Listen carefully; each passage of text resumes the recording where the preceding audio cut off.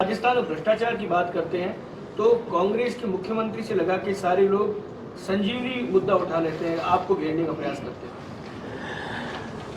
हैं। देखिए, जब जब भ्रष्टाचार की बात होती है तब तक उनको ये याद आता है, लेकिन मैं तो आप सबके माध्यम से पूछना चाहता हूँ कि अगर संजीवनी के इस तरह के कोऑपरेटिव स्कैम में कहीं भी मेरी या मेरे परिवार की कोई लिप्तता थी तो वो 4.5 साल तक किसका इंतजार कर रहे थे?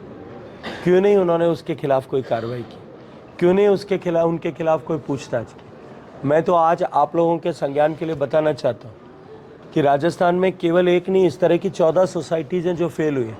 और मैं चुनौती के साथ में कहता हूँ, आप सारे पत्रकार यहाँ खड़े, आप 14 में से 7 के नाम भी मुझे नहीं बता पाएंगे, क्योंकि उन लोगों के उन कोऑपरेटिव सोसाइटीज़ के निवेशकों का दर्द मुख्यमंत्री का दर्द नहीं है।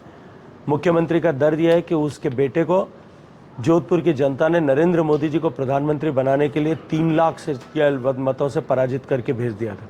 उस दर्द के मारे, उस पेट के दर्द का इलाज कहीं और जगह पे कराने का प्रयास वो करते हैं।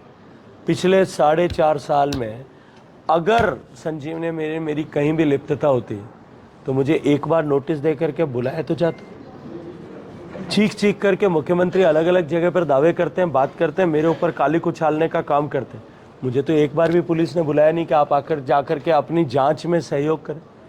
क्यों नहीं जांच में जो है करने के लिए मुझे बुलाने के लिए अशोक गहलोत साहब की सरकार ने या पुलिस ने काम किया?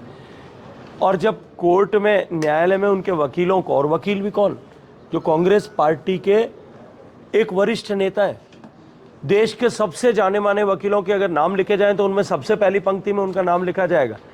उन्होंने न्यायालय में, न्यायाधीश ने पूछने के ऊपर यह जवाब दिया कि किसी भी एफआईआर में नाम नहीं है। 100 से ज़्यादा एफआईआर लिखी गई है, 4 से ज़्यादा चार्जशीट फाइल हो गई, किसी भी चार्जशीट में नाम नहीं है। और उसके बाद में उन माननीय वकील साहब के लिए मुख्यमंत्री जी ने किस तरह की टिप्पणी की, आप अपने सोशल मीडिया अकाउंट को खंगाल लीजिए, आप सबको मिल जाएगा।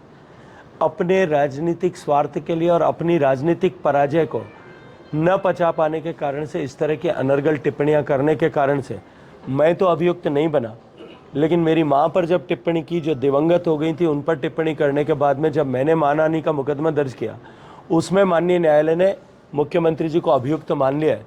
मैं तो जमानत कराने नहीं गया, मुख्यमंत्री जी जरूर जमानत कराने के लिए जाने वाले हैं। आज दोपहर में पेशी है। पट्टा बांध करके कई दिन बचने की कोशिश की थी, लेकिन अब फिजिकली जाकर के अपनी जमानत तो करानी ही पड़ेगी, क्योंकि कोर्ट ने उनको अभियुक्त ऐसा स्वीकार कर लिया। उनका कहना है कि मुझे भली जेल भेज दो, पर उनका पैसा तो दिला दो गरीबों का। देखिए, मैं आपको एक विषय आपके संज्ञान के लिए एक और बताना है। ऐसे जितने कोऑपरेटिव के स्कैम्स या चिटफंड कंपनीज के फेलियर देश में हुए, उन सब की जांच देश में क्रिमिनल सेक्शंस में होती थी, फौजदारी कानूनों के तहत होती थी, जिसमें पहले लंबे समय तक जांच चलती थी। जांचों को प्रभावित करने की कोशिश की जाती थी। राजनीतिक फायदे नुकसान के हिसाब से जांचों को टर्न और टेम्पर किया जाता था। उसके बाद में ट्रायल कोर्ट में वर्षों तक लंबित रहते थे, फिर हायर कोर्ट्स में, अपीलांट कोर्ट्स में जाते थे, हायर कोर्ट में जाते थे, सुप्रीम कोर्ट तक चलते, इस तरह के केस चलते थे। आप सबके जानकारी में वर्षों तक इस तरह के केसों पर निस्तारण नहीं हो पाता, और अंततः क्रिमिनल सेक्शंस में उन ऐसे घोटालेबाजों और घपलेबाजों को, कुछ लोगों को सजा शायद 1-2 जगह पे हुई हो, लेकिन निवेशक का पैसा वापस नहीं मिलता था।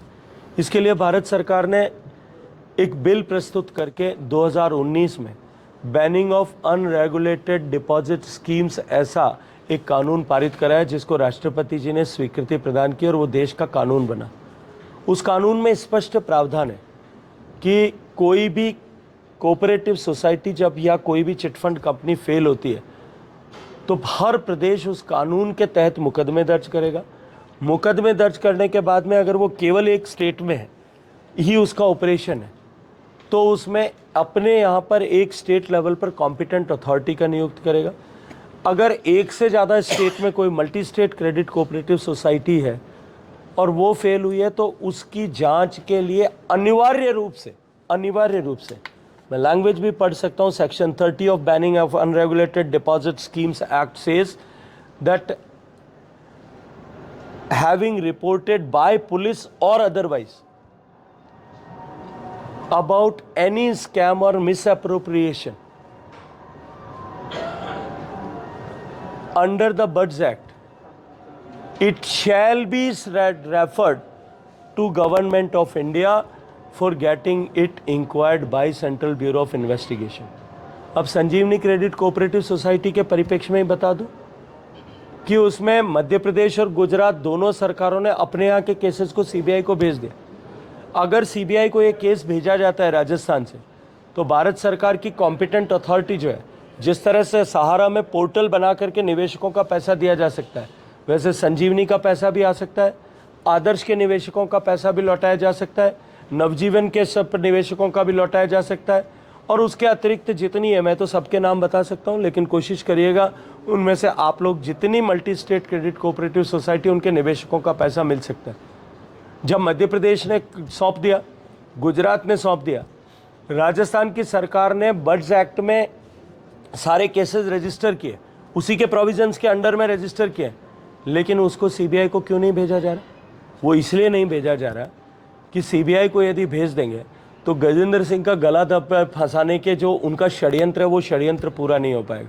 और मैं आज जिम्मेदारी के साथ में आरोप लगा रहा हूँ अशोक गहलोत साहब और उनकी सरकार दोनों पर, कि अपने राजनीतिक लालच में वो संजीवनी क्रेडिट कोऑपरेटिव सोसाइटी और इन सब सोसाइटीज़ के निवेशकों को पैसा न मिले, और क्योंकि इनके सारे निवेशक, इनके सारे निदेशक जो फाउंडर हैं वो कांग्रेस पार्टी के नेता हैं, इसलिए कांग्रेस पार्टी से संबद्ध हैं, इसलिए उनको लाभ पहुंचाने के लिए इन निवेशकों के हित में घड़ियाली आंसू बहाते हैं, लेकिन उनको पैसा मिल सके न मिले इसका षड्यंत्र कर रहे हैं।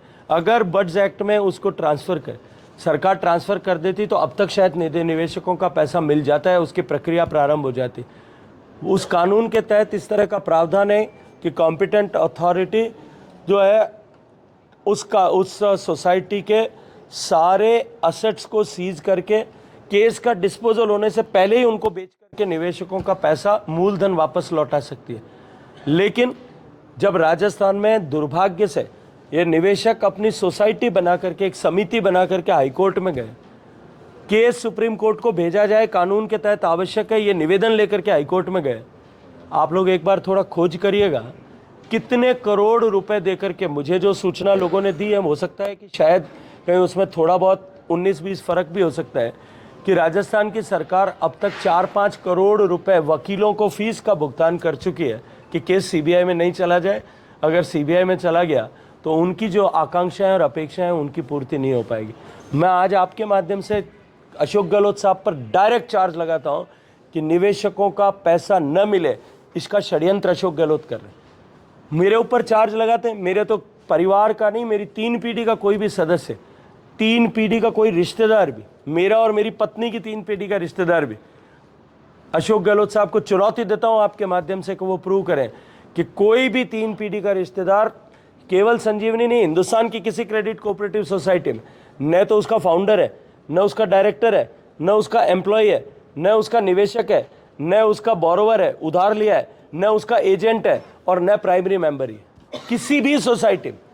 और गहलोत साहब जिन लोगों के साथ में बैठ कर के घड़ियाली आंसू बहाते दिखाई देते हैं, वो सारे के सारे लोग, मैं चैलेंज के साथ में कहता हूं, मैं एक आदमी प्रूव कर सकता हूं, क्योंकि वीडियो में खुद उन्होंने कहा है वो उसके एजेंट थे।